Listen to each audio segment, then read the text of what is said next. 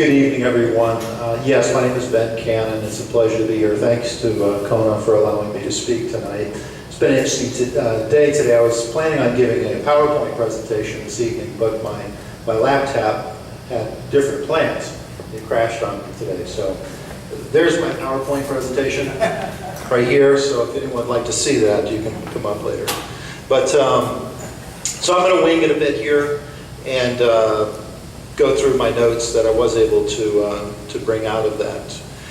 So we are talking about the Bath and Racket rezoning proposal.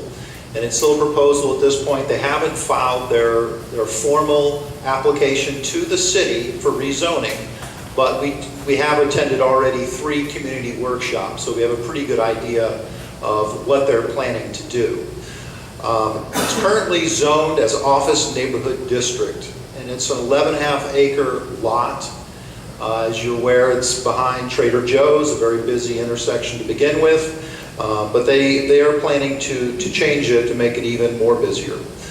In addition to that 11.5 acres that has the 29 tennis courts on it, they also are including in that proposal an additional 1 acre lot, which is interesting because it's not owned by Bath and Racket, but they're using that to increase their density by having an additional acre, and also that 1 acre lot happens to be zoned ICD, which is intensive commercial development, so it gives them an even greater density possibility with that lot.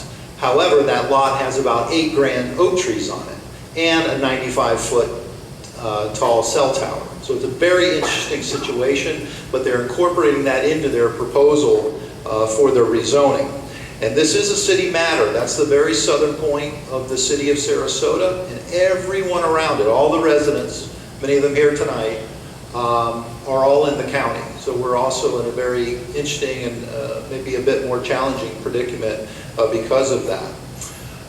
As I said, Trader Joe's is in the front. That's the main entrance for it, and it really is very challenging. So they're actually wanting to include another entrance for their additional probably around 400 cars to the back or to the east side of their property, which is South School Avenue.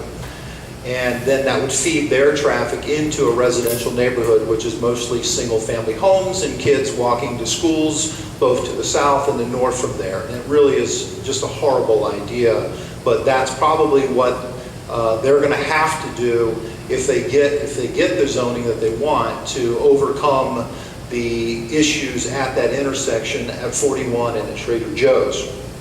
So what they're asking for is to move from a commercial zoning, which they are now, the Office Neighborhood District. They want to go to residential multifamily 4, which gives them 18 unit density, and they're also asking for a height variance of 95 feet. And if you're familiar with that, I spoke about that cell tower there, that's 100 feet, to give you an idea of just how tall they want to go with that, with their condos and apartments. So who is doing all this? Well, it's very interesting that when I speak about Bath and Racket, it's not actually Bath and Racket Tennis Club. It is Bath and Racket Development Corporation. Who is that? That is control. That is losing the battery here, maybe. Yeah.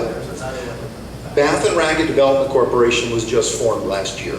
It's controlled by MK Holding Group LLC and BR Canadian Holding Incorporated. These two companies were, as I said, formed in 2017 by Mark Lucas and Kenneth Page. So this is a separate entity. This is the developers that are sitting kind of silently off in the shadows and waiting for Scott Olson, who is with Bath and Racket Tennis, to get the rezoning, and then he's able to flip the property over to these developers. That's the plan. We have a different plan though. So this all began back in last year, November 20th, with a city commissioners meeting, and it's been moving pretty quickly up to this point. They've done a development review committee, and we are at this point, they've just finished up a survey of the property, so we assume that they're going to be submitting their formal application probably in the next few weeks. A lot of things are being ignored by the developer. Development compatibility is certainly being ignored here. They're not planning any suitable buildings or setbacks to existing properties, which again is a neighborhood of mostly single-family, one-story homes. So it's this neighborhood now. If they're able to achieve the rezoning that they're requesting, it could be another neighborhood soon somewhere else in the city. It really opens up a Pandora's box, because once it's done, there really is no going back. So this is a very, very big decision for those 5 city commissioners to make when it comes their time. But we have rights as homeowners. You know, it's written: privacy, quiet enjoyment, safety, and quality of life. All those are basically being ignored. They're asking for a huge density increase, yet there's no affordable housing being included in their proposal. None. And affordable housing, as you may know, you could have a family income of about $65,000 in this county and still apply for affordable housing. So this isn't, a lot of people may think of affordable housing with problems and crimes and other things. It's simply not the issue. My understanding is if there's a unit, an apartment to be rented for about $1,800 a month, that affordable housing may reduce that price by maybe down to $1,500. So it's not a huge difference, but it does help some. So it is important to have, but again, it's not being included in this proposal.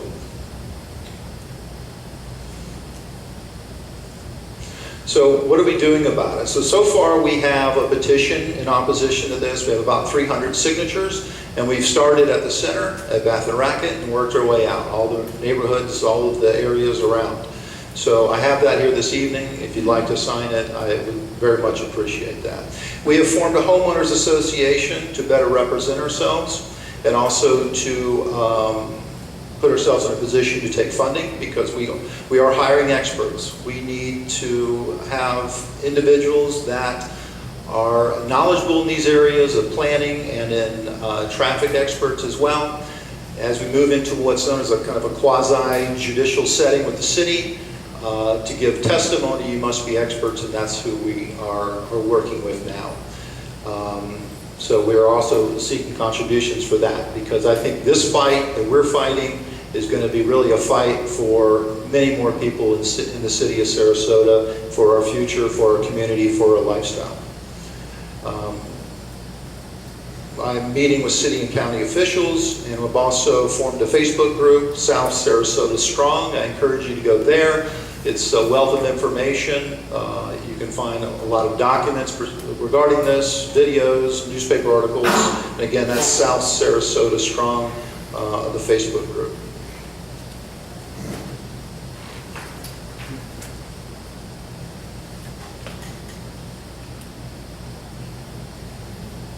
I think I'd like to open it up for questions at this point. If anyone has any questions, yes.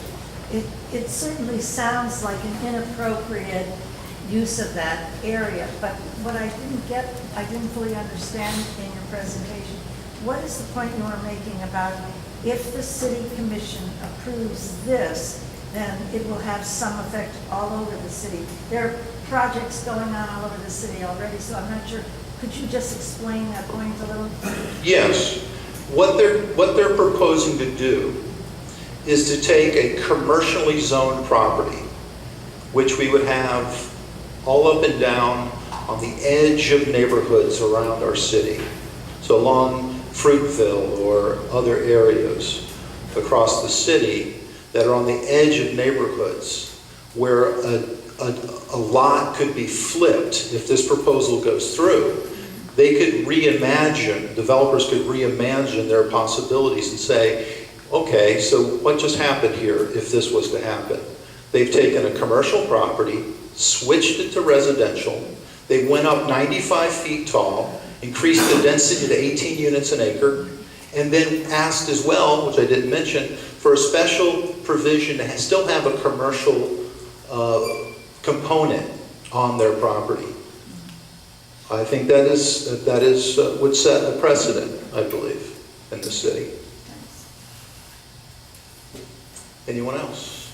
Yes. Is it really the commissioners that make this decision, or is it that planning board? The planning board will submit their recommendation to the commissioners for their vote. Says yes, rezone. goes to the commissioners? Goes to the commissioners anyway. Whether they say yes or no? Right. And Okay. they can ignore the planning commission. They can, but do they very often? Yes. Okay. So in other words, if the planning board says, yes, rezone, it goes to the commission, and the commission can still say, no, you don't like it. Does it happen very often? We have a former city commissioner in here tonight. Where's Susan? There she is. What happened, Susan, when it, Well, they're all developer oriented except one now, so it's going to be really, really difficult. I mean, the things that have been going on recently are pretty developer oriented. And ironically, it used to be that almost everybody who ran for city commission had served on the planning board and they knew planning. This commission, only one member has served on the planning board, and she's the one who is not as developer oriented. But she's not voted constantly. What does the vote have to be on the commission? Three. 3-2, A majority. 5. Yeah. Anyone else? Okay. I hope to come back again if they would let me when they have submitted their formal proposal and give you an update as well at that time. Thank you. Thank you. You keep Kathy informed and you'll be able to come back. I do want to clarify or amplify one point you made about, you said you have to be expert to testify. What the commissioners want to hear is competent and substantial testimony, not just, I don't want it because I don't like it. In other words, they want facts on traffic or something that relates, but you don't have to be a qualified traffic engineer to speak on it. And in fact, courts have held that residents are experts on their own neighborhoods. So you have a built-in expertise to speak factually about what you have, see, what occurs in your neighborhood. You can go out and actually count traffic yourself, take pictures, photograph flooding. You can do all these things and present that to the county, and it actually is very powerful testimony. And I've seen it happen in the county anyway, and the city, I suspect, has had similar kinds of Well, it things. happens a lot, and the best presentations are the ones where a lot of people come in and everybody has their own Slot. thing to say, Yeah. and they don't repeat themselves a lot. But I would say the traffic issues are significant because you have these level of service standards, and you cannot lower the level of service. Right. The county can, but we can, or the city, but, okay. Okay, I think, We have another candidate that walked in. oh, okay. Stand up and introduce yourself to the crowds. Hi, I'm Ruta Juniori, and I'm running for Sarasota County Commissioner for District 2.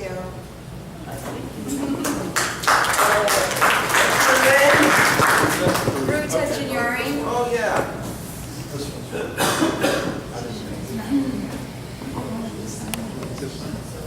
Okay, the main event.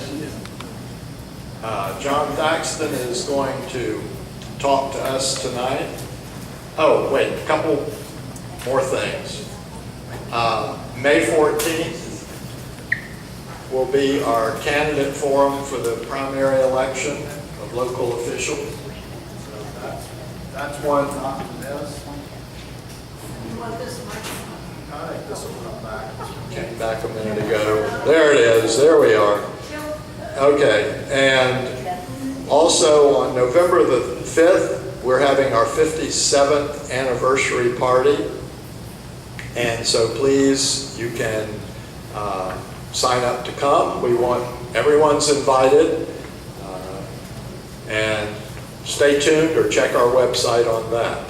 Okay, Jon Thaxton, a former planning commissioner, former county commissioner, Sarasota native, born and bred, and raised, and long time Floridian. In fact, I remember he told me one time he was related to Bones Mizell, who's an Arcadia kind of outlaw type person from way back. And my daughter was doing Ancestry.com stuff, and I went on and clicked on a couple things one time, and glory be, my great-great-great-grandmother was a Mizell. So, you know, if you've been in Florida for a century or two, you're related to anyone else who has been too. So we're some kind of cousins, John.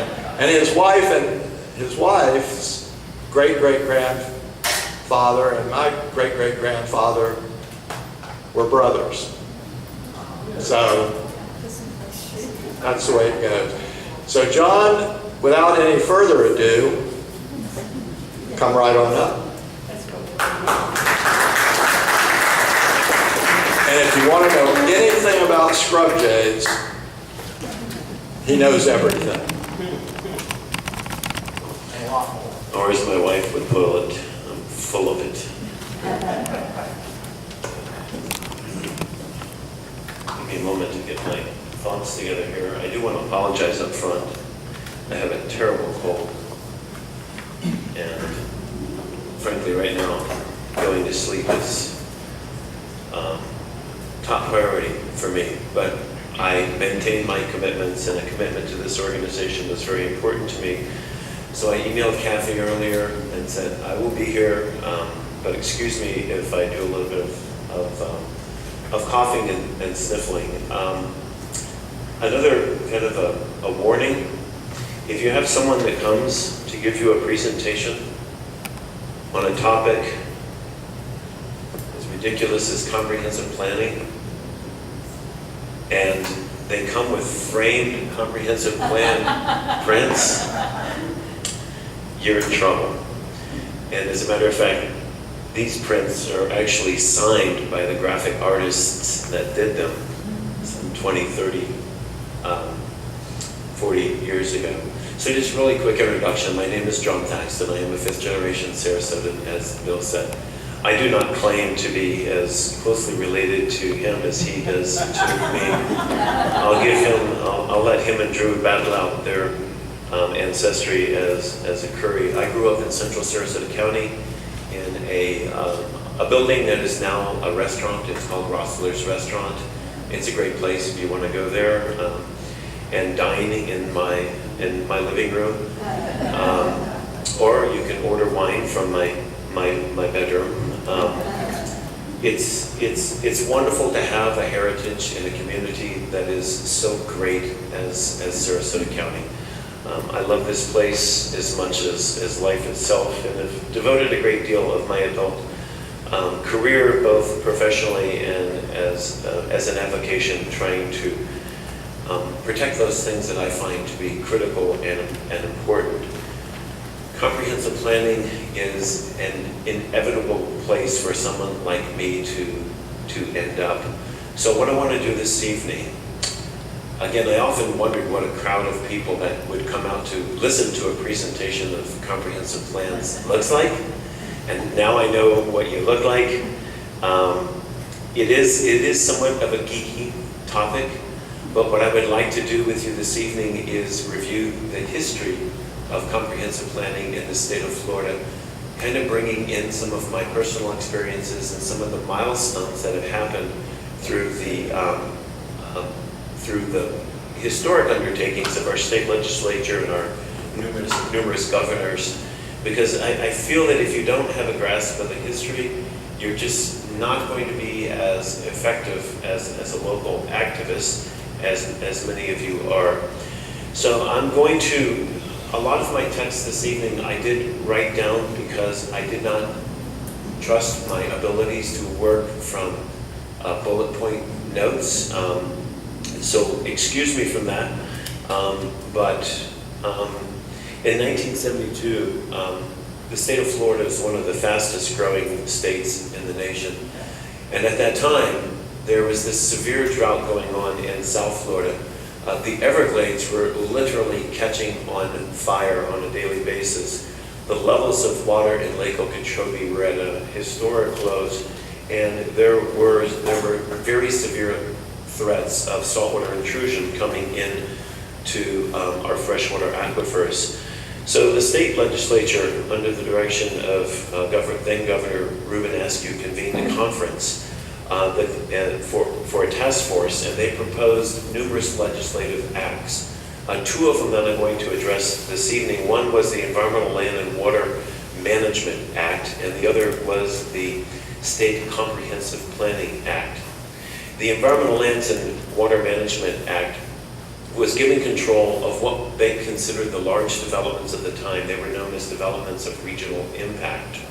And they engaged these regional planning agencies and gave them resources to provide an analysis, which were tools for local governments to evaluate the impacts of these developments on their communities. In 1972, the State Comprehensive Planning Act was another key component of these early Florida growth management reforms. This act mandated the creation of a state plan, which was intended to provide for the planning and policy framework to improve management of state resources, such as our natural environment, to guide growth and to inform this process that governed the development of regional impact. Local planning components in these early Florida systems was established with the landmark 1975 Local Government Comprehensive Planning Act. This act mandated that each local government in the state of Florida adopt a comprehensive plan by the year of 1979, and that all of the development and all the plans and the permitting and the regulations had to be consistent with the state plan, and they regulated the adoption of the local plans. The local planning agencies contained detailed requirements about what was to be in the plan, as well as the adoption process. And it required that local government plans be coordinated with the state, not only the state, but also the regional plans, and that they had to be reviewed by all the state agencies, such as the Transportation Department would review the transportation element, and the environment element would be reviewed by the state environmental agencies. Sarasota adopted its first plan in 1975. They called the plan Epoxy. I still have several copies of the historic document. Epoxy was believed to be the seminal, at least in 1975, it was thought to be the seminal word for tomorrow, thus a plan for tomorrow. And in 1981, they changed it to a Miccosukee definition of the word tomorrow. It actually doesn't mean anything. The origin of the word epoxy is still somewhat of a mystery, but I brought this particular copy of the plan because one of the planning commissioners at the time was a man named William Wimbish. Bill Wimbish, I knew him by, he was my high school biology teacher. And in 1973, I started the Ecology Club, and then as high school under the direction of Mr. Wimbish, a planning commissioner in Sarasota County, and he forever changed the trajectory of my life, getting me engaged in productive deviant behavior, such as trying to affect government policy. That was in 1973-74, and I'm very grateful to Mr. Wimbish, although he did pass some years ago, for his changing of the way that I viewed my community. So the growth pressures in Florida continued, and a generally progressive state legislator supported the programs. By the mid-1980s, a second phase of additional and complementary reforms took place. The DRI program had a major impact on regional planning councils throughout the state, so it gave them authority to review the plans, and the state gave them the financial resources to help the local governments. They were also called in case there was a challenge to the plan, so they did have some regulatory rule. By 1981, Sarasota County revised its comprehensive plan, but still maintained the award-winning concentric ring concept. For those of you, I'll turn this just a little bit more. This was the concentric ring process, or the comprehensive plan that the county had at the time. This is smart growth, this is new urbanism, but at the time, we did not have smart growth or new urbanism, so they just called it the concentric rings. As you can see, it maintained rural land uses all the way to the coast in the central part of the county, and maintained the vast majority of the county in open space, green space, agricultural lands, environmental and water set aside. The concept was concentrating the growth into the major urban areas. An icon of the comprehensive planning growth management process, former DCA Secretary Jon DeGrove, probably the father of growth management in the state of Florida, noted in the late 1970s and the early 80s that despite all these new promising laws, that the state had failed to adequately cope with the escalating infrastructure needs and the environmental impacts of this rapid growth. Jon DeGrove was the person who championed the concept that growth was not paying for itself, but rather burdening existing taxpayers with unpaid bills. You might imagine he was not very popular in his time in some circles, and in others he was very popular. By far the most significant legislation of this period was the intensive overhauling of the local planning process, including the 1985 Local Government Comprehensive Planning and Land Development Regulation Act. This one is critical that we understand the components because of changes that are going to be coming, I'll talk about in just a moment. The 1985 planning laws provided that each one of the plans had a compliance process, that they mandated that they all have these future land use plan maps. They had to be financially feasible, they had to have capital improvement elements, and they had to also have a detailed process where they showed compliance with state and regional plans. Provided for the state, they also provided for a state administrative hearing process for challenges to local comprehensive plans, and it liberalized the citizen's standing in the plan so that a citizen could actually challenge the plan to the state. And probably most importantly, it required that development